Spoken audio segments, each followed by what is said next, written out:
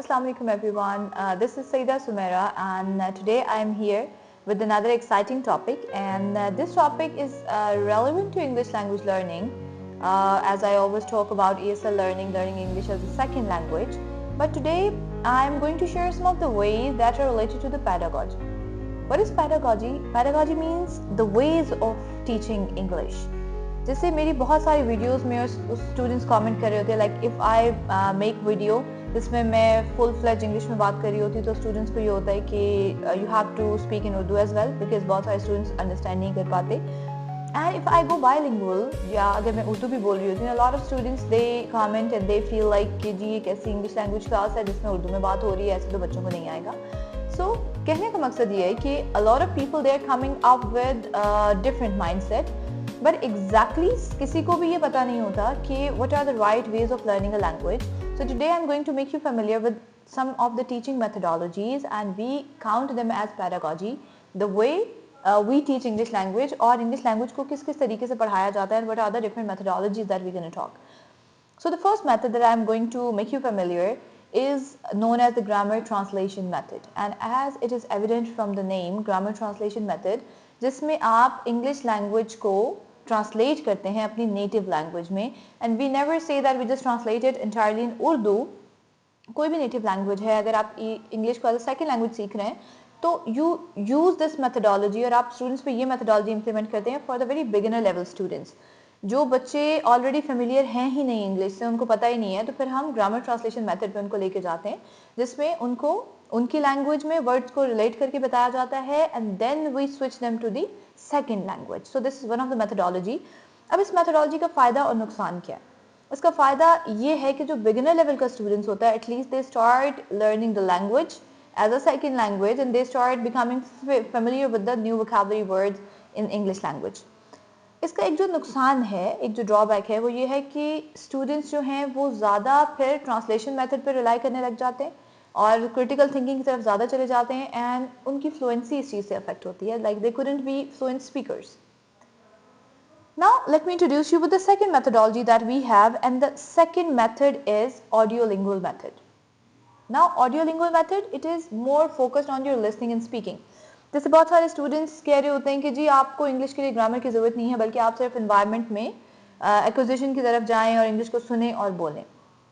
It is one of the methodology, but ये methodology हर student पे इम्प्लीमेंट नहीं होती, because every student they are coming up with different requirements. कुछ students को एकेडमिकली अपने आप को इम्प्रूव करना होता है. So this method is efficient for those जिनका वर्किंग में या जिनको सिर्फ स्पीकिंग के लिए लैंग्वेज चाहिए, तो ऑडियो लिंगुअल मेथड से वो बहुत अच्छे से लैंग्वेज को सीख सकते हैं. And in audiolingual method, it's just like you just listen something and you just repeat it. So it's listening and repetition of the language, and that's how you improve your language. But this is one of the methodology. और हम ये कहते हैं कि हर student की language learning की needs different है. अब ऐसा नहीं होता कि आपने अगर एक तरीके से इंग्लिश लैंग्वेज सीखी है तो दूसरा स्टूडेंट भी सेम उसी मेथड से लैंग्वेज सीखेगा और आप उस पर वही मेथड इम्पोज करेंगे. Being trainers, ESL trainers, we know this thing better कि किस मेथोडोलॉजी से आप स्टूडेंट को अपलिफ्ट कर सकते हैं with in a very less time. और इस वीडियो को बनाने का मकसद भी ये है ताकि थोड़ा सा लोगों को ये अवेयरनेस और क्लैरिटी भी आए कि there are different ways of learning English. We shouldn't be judgmental over just one thing कि नहीं बस यही एक तरीका है और ऐसे ही कन्वेंशनल मेथड से आपने इंग्लिश सीखना है. The next method that we have is communicative language teaching. अब communicative language teaching क्या है? In this method of teaching, we just make students familiar with the role plays, real life scenarios in short we can say, कि हम student को जो है वो real life scenarios देते हैं और उस पर उनको बात करना सिखाते हैं. उसमें आपके रोल प्लेज आ जाते हैं, उसमें आपकी डिस्कशंस आ जाती हैं, where student directly we engage them in the situations and they start talking about that. First से एक शॉपकीपर या एक कस्टमर का है, एक डॉक्टर और पेशेंट का है. So this is one of the methodology. And in our institute what we do with the student कि हम एज पर देयर नीड्स इन सब मेथोडोलॉजीज़ को एज पर रिक्वायरमेंट इम्प्लीमेंट कर रहे होते हैं कि कहाँ अभी ग्रामर ट्रांसलेशन रिक्वायर्ड है, कहाँ पे डायरेक्ट मेथड है, कहाँ पे हम जो है कम्युनिकेटिव अप्रोच को इम्प्लीमेंट कर सकते हैं.